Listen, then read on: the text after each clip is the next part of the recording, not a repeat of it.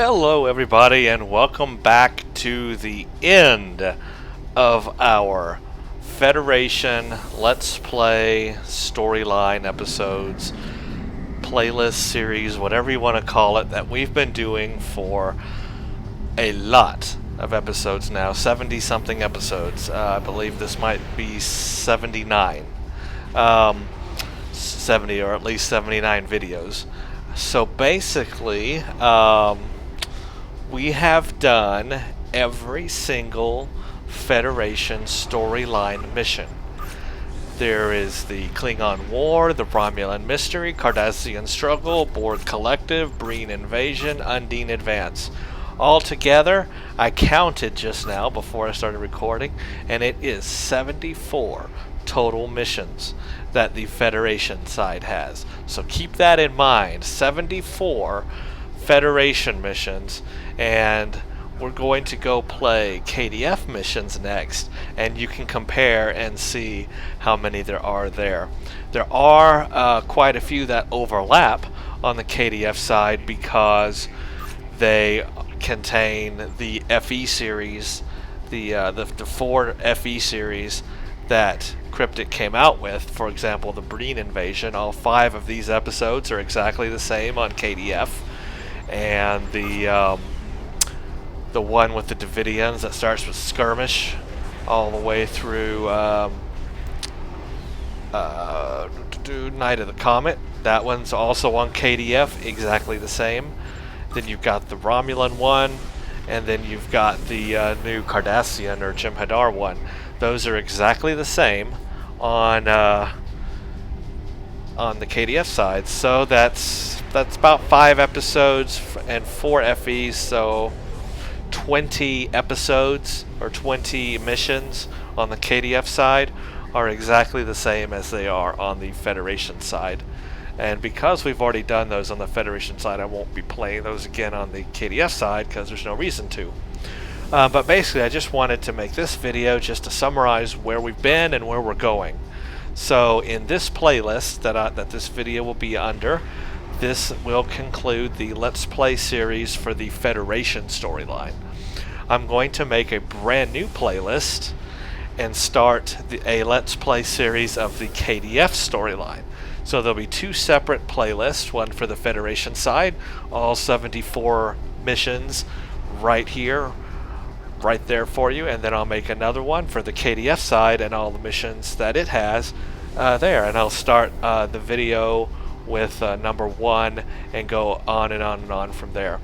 So while this completes our look at the Federation storyline, like I said, there's going to be a ton more stuff we're going to do. I'm gonna make that one with the KDF side, and then after I do the KDF, we're gonna come back to Ensign Ricky. We're not leaving Ensign Ricky alone. There's still much more we can do with Ensign Ricky. I told you guys there's the dailies that we can play. For example, when you go to should be under available, you've got certain dailies that can be done, like aiding the Deferi, Emancipation, Rescue Deferi, that's in Deferi space. You've got the Trialis System Satellite Repair, you've got Betran, you got all kinds of dailies, like Chart the Betran Cluster, Explore the Betran Cluster, the Starfleet events. You've got, there's just a ton of stuff that you can do. There's dailies, and then there are fleet kind of events. They're not really, you don't really do them with a fleet. You don't need a fleet, but by fleet I mean just a group of people, a large group of people, and you go in and you do those kind of fleet-based things. Those aren't too popular. They were very popular during the beginning of the game, but people kind of don't do them anymore because it's just not necessary. Fleet actions, that's the word I couldn't think of. Fleet action, that's what it's called. And then beyond that, you have, of course, the Endgame STFs on the Federation side. You've got, well, let's see. Yeah, it's not going to show them here. Let's go to our, here we go. We've got Infected Space. You've got Infected Ground. Then you've got Cure Space and Cure Ground. And then Kittimer Accord Space and Kittimer Accord Ground. And those are the STFs. And then in that, you've got Normal or Elite. So I definitely want to do that, and I want to show both, actually. I want to show the normal and the elite for both. And the normal is easy. You can get in a pug and you can do the normals quite easily. But when it comes to the elite, you want to be in a good team. You want to have a good group with you. And I'm subscribed to a chat channel that allows me to hook up with elite STF players and play STFs successfully on elite without complaining, and we get the job done. And I have had a great amount of success. I've rarely, out of about 2,000 STFs, maybe had one or two that were not completed just because someone got angry and left. But that generally doesn't happen on that channel. These are elite players, and I'm able to. You're able to get the job done, even if you don't succeed with the optional. Then at least we get the entire STF done itself, and comes in handy when you do the ones that are really tough, like Cure Ground. Cure Ground has strategy to it, a lot of strategy, especially when you're up against Armek, and how you proceed to take him down depends on what your group, what your team wants to do. Within each STF, there are a couple, at least 2 or 3 different tactics to how you can do things. So while I'll record one way for you, it's not necessarily the only way that you can do it, but it will be the general way that's most successful for most people. But once you get into your group or your team, then you can decide which tactics you want to take on those STFs. And they're pretty much abbreviate the tactics, and just the person who's hosting the event will pretty much ask, make sure everyone's on the same page. Like for infected space, they'll say 10% roll ? And then everyone says, yeah, got it, ready, blah blah blah. And everyone who knows that tactic is ready to go. If you don't know that tactic, then ask what is the 10% rule and all that stuff. There's a tactic for each STF. And when I play them, what I'm going to do is I'm going to get in that channel. I will, get started on the STF, and I'll just hit record and basically kind of try to talk you guys through it, even though it will be a little difficult because I have to concentrate myself, because I don't want to, I don't want to let my teammates down and not do what I'm supposed to be doing. So I will play it, record it, and try to talk you guys through it. And then at the end of it, I'll just summarize the tactics that I went through as I did it. But again, we'll start with normal, and then we'll do elite. And with normal, I probably will just hop in a pug. And of course, with a pug, you can, get a really crappy team where everyone is just angry at each other and throwing, or no one's even talking. The ones I really hate is when you jump in and nobody's even talking to each other. And I try to, ask, all right, you don't know how to do this tactic and stuff, and let's stay together, blah blah blah, and then just nobody responds and everybody goes off and does their own thing. Those suck. And you still, in some of them, you can still complete the STFs, but they suck. And then some people rage quit, and it just makes it just downhill. So what I'll do is, I'll go in and I'll record some, and I'll show you guys the best one that I was able to complete with a pug, and explain through it. And I'll do normal, and then I'll do elites, and but all that's going to come after I do KDF. So all that's going to be put on hold until I finish the KDF storyline. And there's not much to the KDF storyline, so it really won't take that long, whereas this whole series took 78, 79 episodes or whatever, videos. KDF is not going to take near that, because first of all, I'm not going to be building a brand new character on KDF. I already have a character on KDF who is max level, and I'm just going to take her back and from the beginning replay each mission and do it that way. But I will go over on the KDF side. I will go over with you, how to build a good KDF character, obviously. And I need to do some tweaking on her. I got some stuff. My bridge officers are kind of not exactly what I want to have on her. I've got the Breen and the Jem'Hadar and the Borg and some other things that I want to set up on her. Right now I'm just using kind of standard bridge officers, because that's just what I had at the time when I made her, and I haven't really gone back and switched out all her bridge officers and done her justice. So I need to go back and fix her up before I jump on the KDF. But that's what I'm going to do, is KDF first, and then we're going to after that, then we'll come back and jump on Ensign Ricky and do some more stuff. And what I'll probably do is I might make a separate playlist for like the STFs, and do like, a Let's Play Star Trek, Let's Play Stowe STFs, and then put all the STFs, all of them normal, all of them elite, in that playlist.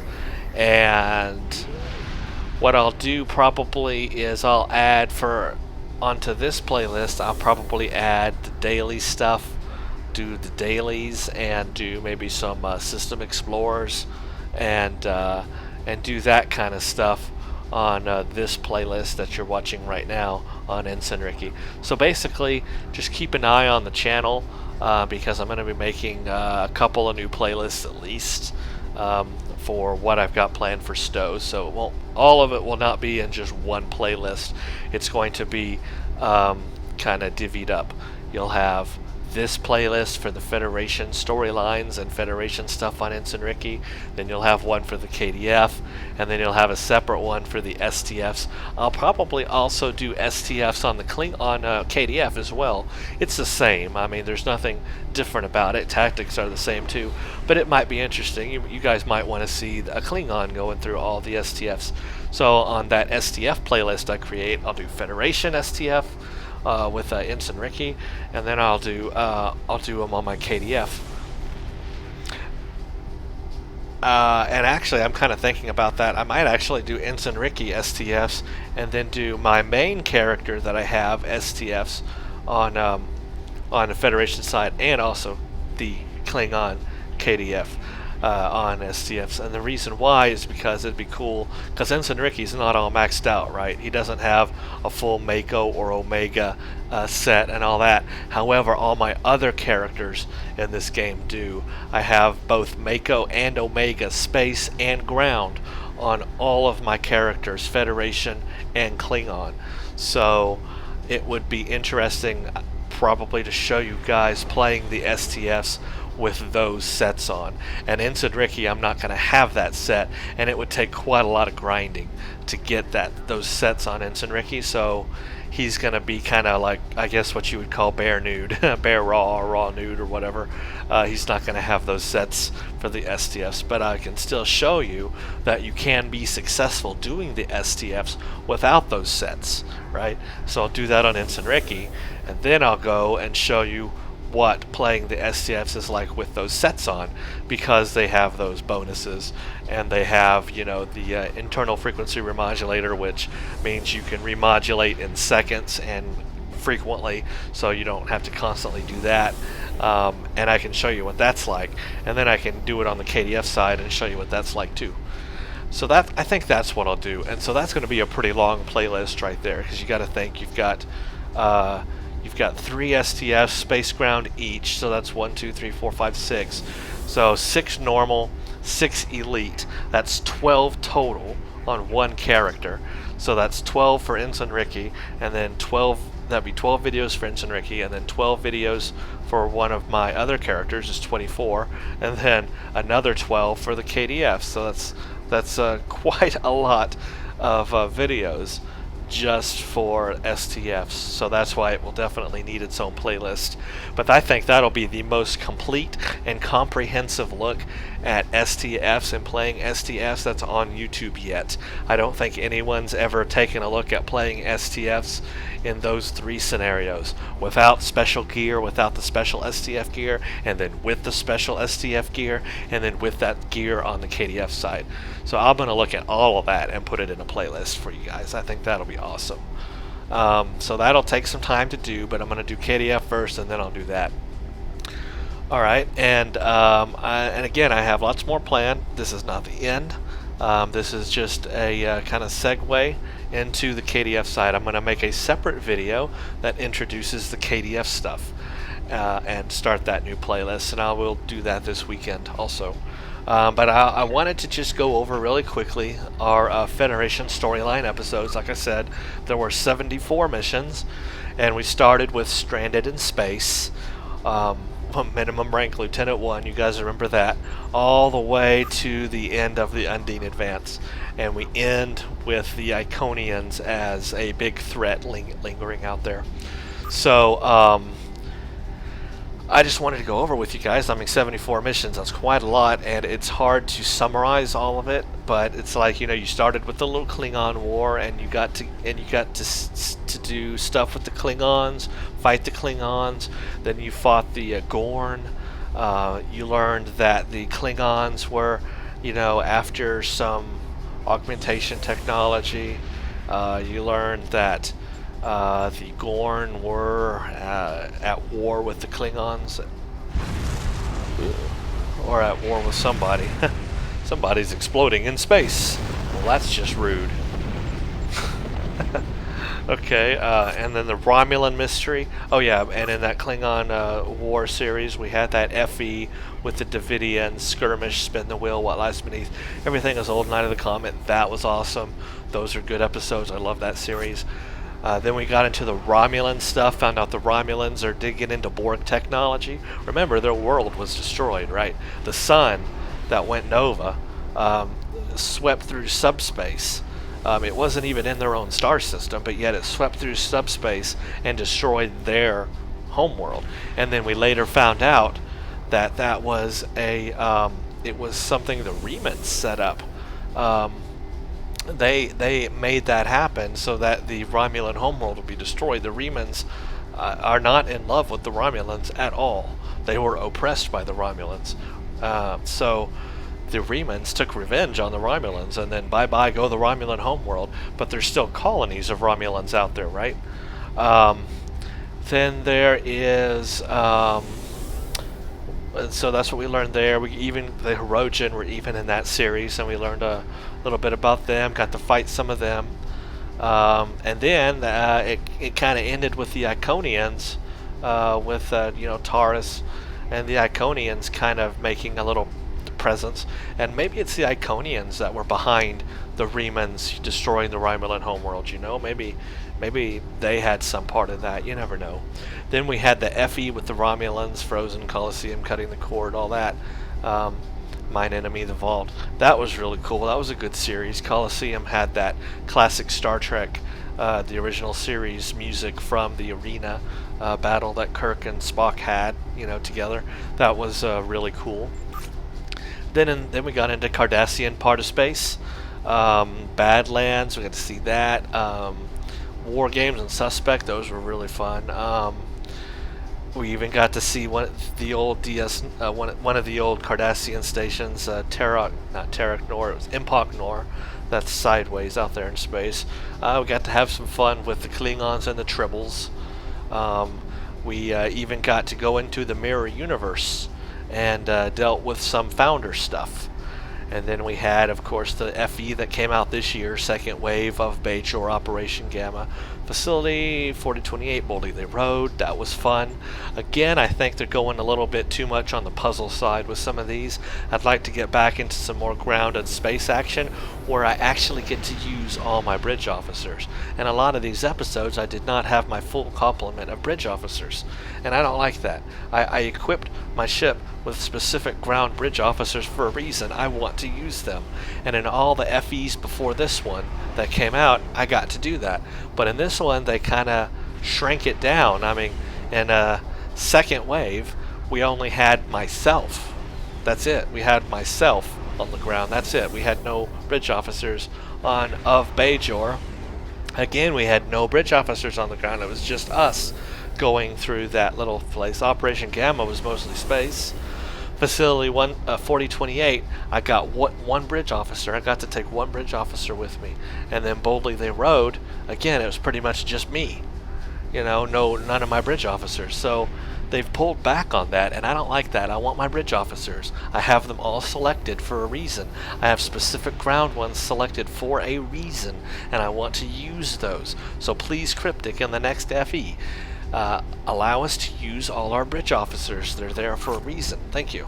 Okay, then we got into Gamma Orionis, and we started dealing with the Borg and the Undine. We even got to meet Q, and then the Breen FE came out of nowhere, and we got Cold Call out in the cold, Cold Call for a cold case, cold storage.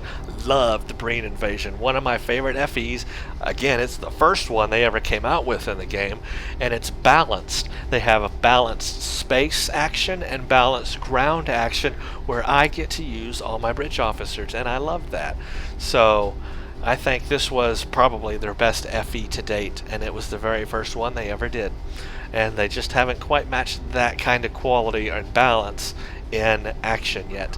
And again, I think it should be back at the beginning of the game where it used to be, and not at the end of the game. And then the Undine Advance, 2 episodes that had nothing to do with the Undine were in it, Assimilation, The Return, but then we finally got back into the Undine with fluid dynamics and a light in the dark, and we found out that the Iconians are pulling the strings to get the Undine to come and cause trouble for us in our galaxy. So the Iconians, again, are behind everything. So that's where we left off, and I look forward to hopefully one day recapturing, where they are leaving us off with the Iconians. So overall, an incredible storyline. So if you like the TV series, if you like any of the movies, if you like Star Trek in general, this game will expand upon all of that, and in a way that you just can't get anywhere else. And because it's free to play, you can play it for free and enjoy that storyline. If you do nothing else in the game and you just quit playing at this point, at least you will get a couple of weeks of leveling up the max character and playing through that incredible storyline and having a fun gameplay experience. And that's what it's all about. So even if you don't do anything else in this game, for free, you cannot beat 74 missions or stories that directly deal with stuff you've seen on TV. For free, you just cannot beat that. No other game gives you that. So I highly recommend playing this game, even if you don't like it in the end, and you don't find anything else to do in the end. At least you can play those 74 missions for a few weeks and have fun doing that, and have that experience. If nothing else, that's there for free. So what I thought I would do now for the rest of our time is, I told you guys I would visit some of the memorials that are in sector space that we never got to look at. This one is hovering out here in Sirius sector. This is the Wolf 359 system. This is, of course, where the Borg, where Earth encountered the Borg, and basically all of our ships were destroyed. And Captain Sisko barely made it out, or Commander Sisko at the time, barely made it out alive. And here it says 11,000 people died in the conflict. And this is, and that was just one Borg ship, and it still made it to Earth. You can go into this memorial, and we'll go take a look at it, because I did want to cover some of these memorials and stuff we never got to look at. So this is the Wolf 359 system, and what you're looking at are not asteroids.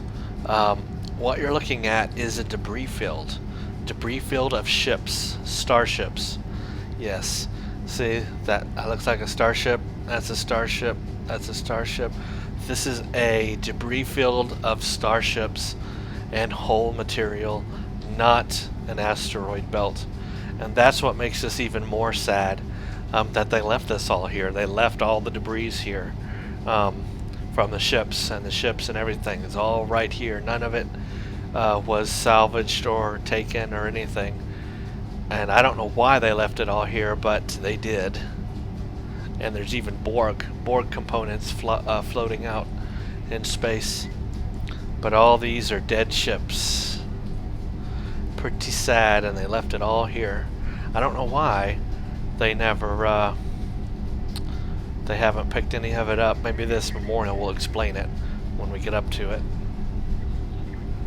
But yeah, you can fly through this debris field, and Boy, that's a nice homage to the series here. You know, having this memorial here about there's Borg components. There's it's just really sad. But here's the memorial. It's a thing that's generating a big Starfleet symbol, and I guess there's no nothing to read on it, but it's pretty much just a platform with a huge, gigantic Starfleet hologram. Hologram is bigger than the ship, like it's like 2 times bigger than this ship, so at least. So it's a very large hologram, and again, just a debris field of Federation starships out here. So that is the Wolf 359 memorial. There's no missions attached to this system.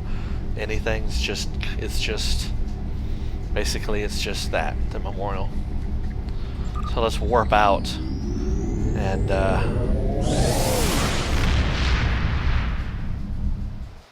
you can read on this little dialog box over here. Let's see if it says anything about it.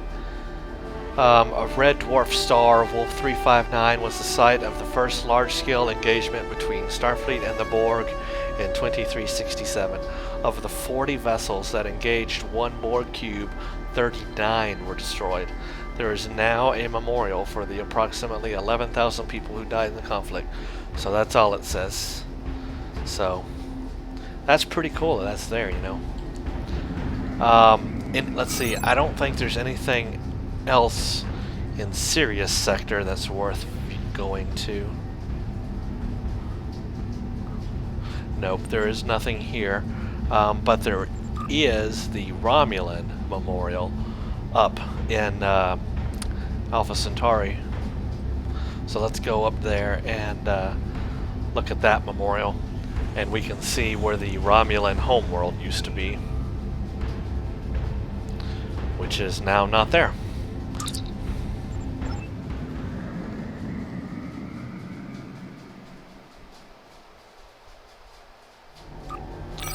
And that would be in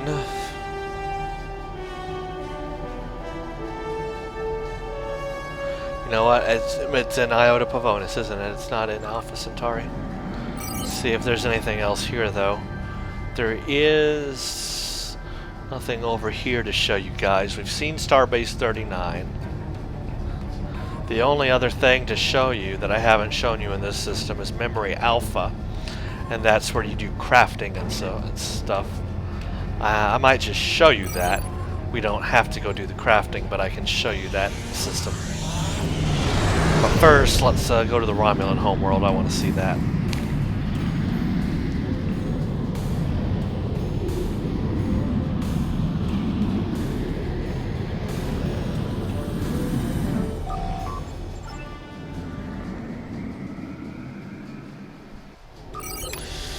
And yeah, that's way up here, Romulus system.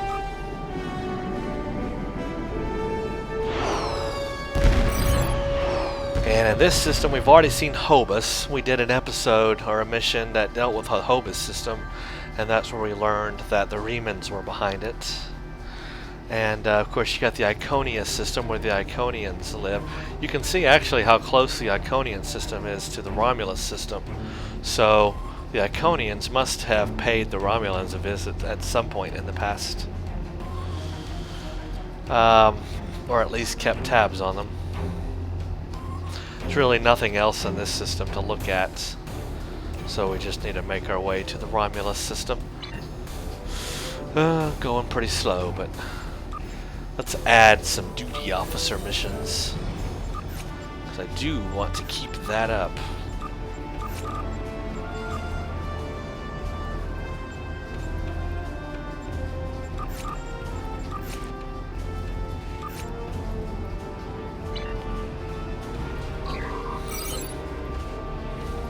Slowly getting there.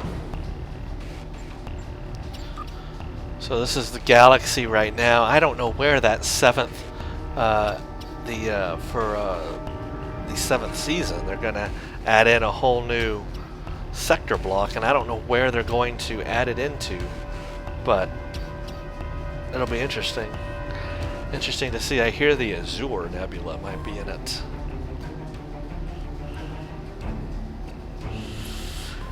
Anyway, almost there, and you can see it's also gonna have a hologram thing as well, and you can see it projected in this in this view of the system right here.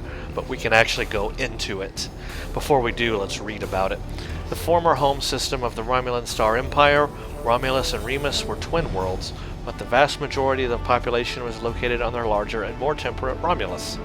Both planets were destroyed by the Hobus supernova in 2387. A memorial now stands at the location of Romulus to honor the approximately 4.2 billion people killed. So, that's not as much as you'd think there would be. Two worlds, Romulus and Remus, and Romulus is a pretty big world, and the Romulans. Only 4.2 billion were killed, so they must not have a whole lot of people on their home world. 4.2 billion. We have, I mean, well, no, that's 4.2 billion. Yeah, that's about the, well, what is that compared to the population of Earth? Is that more or less? I think that's less. Anyway, you'd think there'd be more on Romulus. Anyway, I digress. Here's the hologram, hologram, and here's the debris of the Romulan homeworld. And it's crazy to imagine that all this happened because of a star that exploded. We can't see it now, have to go back out, but a star that exploded. Basically, here's Romulus and here's Hobus in a whole nother sector of space. So that tells you that it went through subspace and it was definitely keyed to destroy this world. But it looks like they have a base down there, so they can actually like have a colony on this little asteroid. And then there's their symbol, their little logo or whatever it is, their bird for the Romulan homeworld. And we can go out here and look around this destruction. There's really nothing out here. It's just debris. The debris of a planet that no longer exists. So in this universe, this is the Prime universe, of course. Romulus was destroyed by the Hobus star. Vulcan, the planet, is still there because this is not the JJ Trek universe. This is the Prime universe, which means that, and you can kind of see how the explosion occurred. It kind of like, I don't know, like you can see like the circle of the planet here, which is interesting. And then the debris kind of goes out that way. That's pretty interesting. Interesting how that happened. But yeah, again, this is the Prime universe, so this is the universe that Spock went back in time from. So he was unable to prevent the destruction of Romulus, and his red matter combined with the supernova, created a black hole, and he was pulled into the past. And once he went into the past, he created a divergent timeline, so that Vulcan is destroyed in the JJ Trek universe, but not this universe, because this is the Prime universe that would have continued as if Spock never went into the past at all. It's kind of confusing, but it makes sense. So that is Romulus. So that's that. I'm trying to think of other places. We'll go take a look at Memory Alpha, or Memory Alpha, whatever it's called.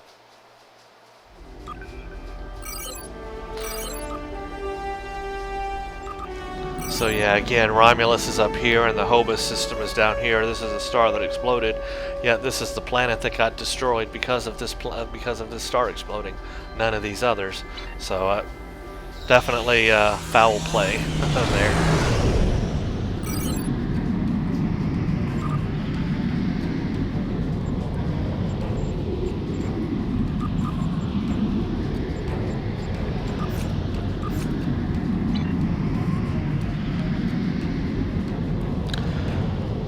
I'll show you guys deep space encounters to enemy signal contacts at another time as well. Those used to be different. They used to be floating around in spaceships that were flying around in space that would actually get you. So if you were a lower level, and like say I'm right here in Romulan space, there could have been a Romulan warbird, and it would find me, and it would come and like attack me, and then I'd be forced to go into the enemy signal contact and fight them. I liked that a lot better, to be honest with you. It made space feel more real, because on your way to different star systems, you can encounter enemies, and unless you were faster than them, you couldn't get away from them, and they would come right up at you, and then you'd have to fight them. I kind of like that a lot better. It made it feel more real. But they took that away and made it, well, like here's one right here that's flying around, except they don't get you anymore. But there would be lots of them flying around like this, and they would basically fly right up to you, attack you, and you have to go fight them, and in these enemy signal contacts. And now they basically did away with that mostly and just opened up the portals and just left them static, so you can fly up to the signal contacts and go into them yourself. See, that one actually did turn into a signal contact. But that's what they would do, is they would fly at you and they would touch you and then turn into a signal contact. I like that a lot better. It was more scary to fly around in sector space, because you never knew what you can get yourself into.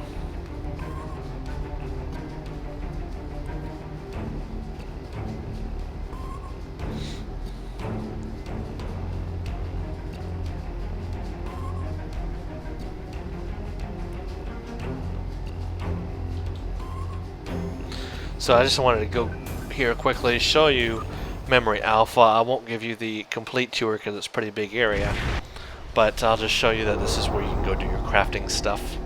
So you warp in and then you just fly towards the planet and beam down.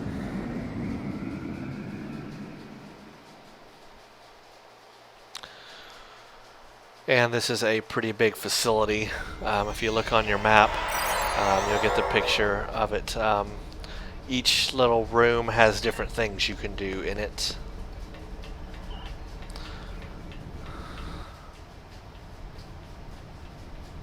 But the main floor, which is right here, this is the main area of it. This is where you do most of your like crafting stuff. So I think it's pretty. The art in here is just pretty awesome. It looks like something out of the future, that's for sure. So the idea is you come up to these tables and do it, unless they've changed it. Yeah, research and development. And then you can also, of course, do it from here, doing view R&D progress. But you come here and you can do all your crafting stuff and learn all about it. And this is Romaine. If you do the crafting mission, the first thing it tells you to do is to go meet Commander Jenna Romaine at Memory Alpha. So this is her right here, and she will lead you through the stuff to do. And you have to do that first little mission. You have to deposit something here, blah blah blah. I don't know if, well, I don't think I have done it all, but yeah, basically do that. Then you have your bank here, bank access, and all that jazz. And like I said, you see the eyes and stuff on each of these rooms. There's stuff to do in every room. I'm not going to go through all of them because there's a lot, but like, see, this says science. So if you come down here, he has a mission, hostile takeover. There's research and development here as well. But yeah, pretty much, oh, here we go. Gwen, she has stuff for you eventually later on. So yeah, each of these rooms has stuff to do. And there's someone else to talk to right there.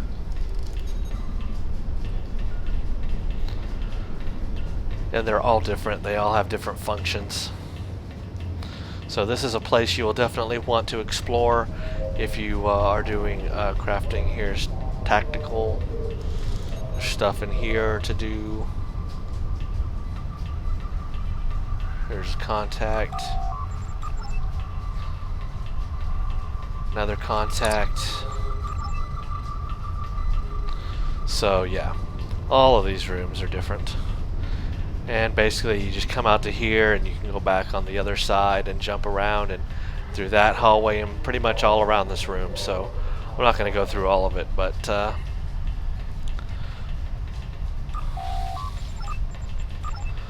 that's pretty much it. So if you want to do crafting, come to Memory Alpha. This is a place to be.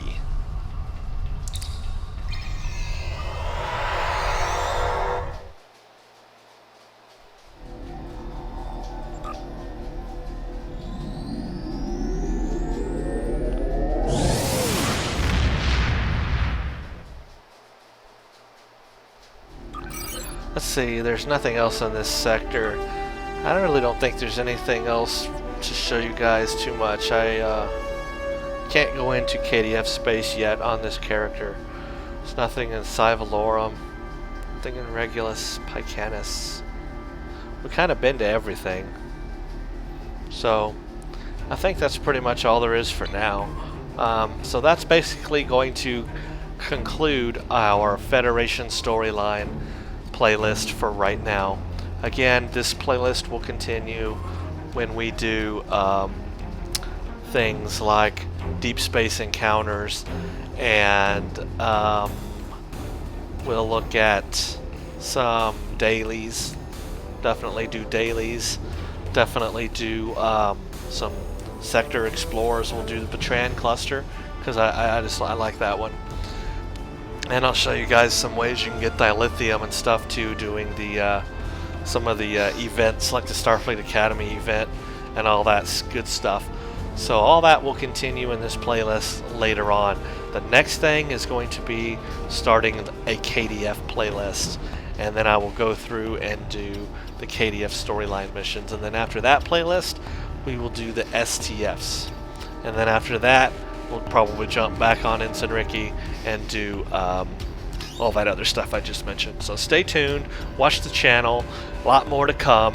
This is not the end, this is just the end of Ensign Ricky for a little bit as we shift our focus to the KDF for right now.